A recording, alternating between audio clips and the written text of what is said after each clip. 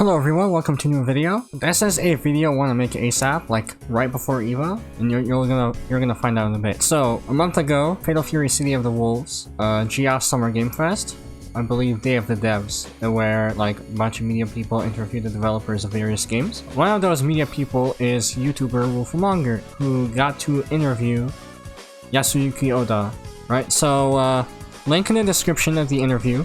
But generally, Wolfmonger asked about the post-launch of KOF 15, if we're getting anything at all.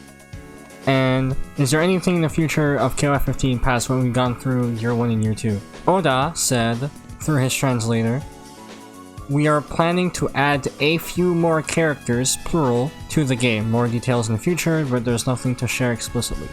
So, plural, more than one, more DLC characters for KOF 15. However, they've tweeted the other day that we're getting a special DLC character for the King of Fighters 15. Singular. Today, I want to speculate on who the special DLC character could be, and who the not so special DLC characters could be. Like, what's on the table. I personally believe the non-special characters are gonna be ports. Like, they're not, like, given that they're busy with Fatal Fury City of the Wolves at the moment, like that game is coming out in less than 12 months, slated for early 2025.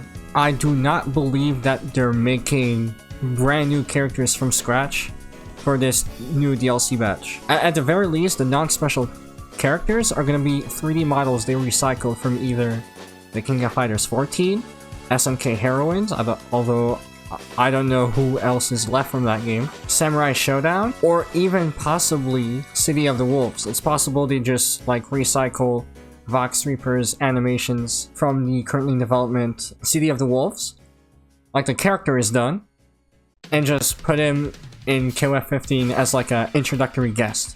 Much like how Street Fighter V had Luke, the protagonist of Street Fighter 6, as the final DLC character of 5, just to make the transition from 5 to 6 a little bit easier. Mian, who is the last remaining member of the official invitation team, is likely. The South America team is very popular on Twitter, especially, what's her name? I forgot. I haven't played 14 in a bit. Zarina. Yeah, the Rugal secretaries are a possible inclusion. These two, although I wish they don't, please, like, don't put these two terrorists in the game, please. Do not. The Psycho Soldiers, Tung Fu, of course. I can't believe anyone here, except her specifically, what's her name? Loveheart. Loveheart, the rights to Loveheart was sold to Manga Entertainment. So she's not an SNK character anymore, she's a guest, she would be a guest character. Like, Manga Entertainment owns her, not SNK. So I personally don't think she's coming back as a non-special DLC character. But like, anyone here, except this guy, his purpose is to ensure chemistry moves, fuck that guy. Loveheart and this guy are not possible, but everyone else is. Realistically, anyone can just be ported to 15 with the adjustments made with the new systems in mind. So that's the non-special DLC characters, but what about special DLC characters? There are a few ideas. The first one that comes to mind is a boss challenge.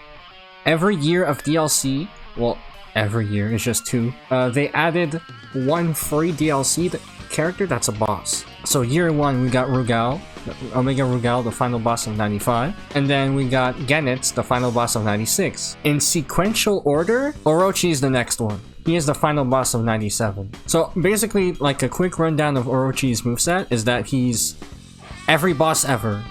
He has a counter like Geese, he has Genocide Cutter like Rugal, a lightning projectile that he can place at 4 different spots, kind of like Genit's tornado move. He has a fat fireball, he has a reflector, he has basically everything.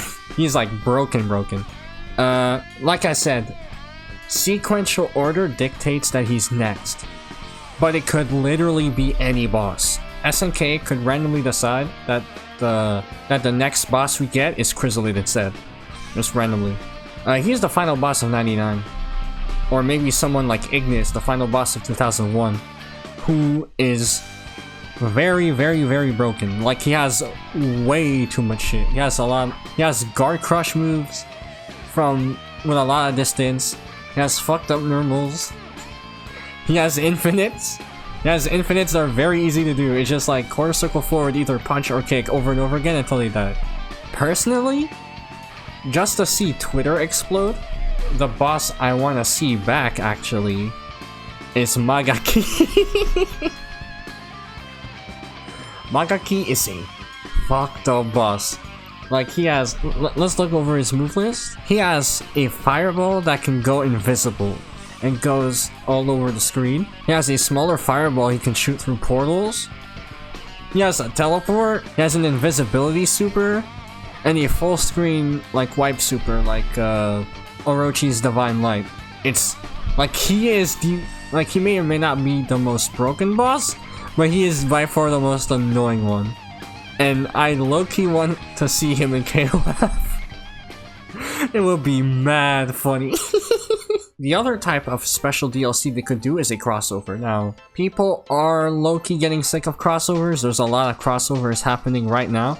But King of Fighters is, first and foremost, a crossover. It started out as like King of Fatal Fury versus Art of Fighting. And now they added more IPs like Psycho Soldier and Ikari Warriors with an original story and original character. A crossover character from another company wouldn't be super far-fetched. That being said, which company? Personally, it can be any company, but I'm leaning towards Street Fighter on this one. The reason why is because the very same week that Rufflemonger interviewed Oda, and that's how we got this information, Capcom revealed a Fatal Fury crossover with Street Fighter 6. Terry and Mai are coming to Street Fighter 6's DLC.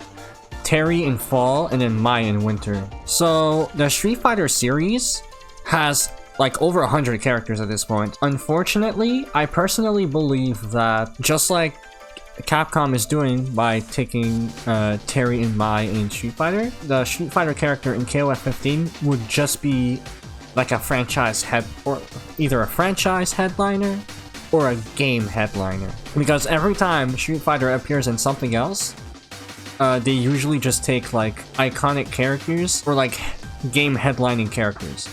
They put Street Fighter 5 in the soon to be defunct KOF Gacha. And it's literally just Street Fighter 2 character, Street Fighter 2 character, Street Fighter 2 character, Street Fighter 2 character, Luke.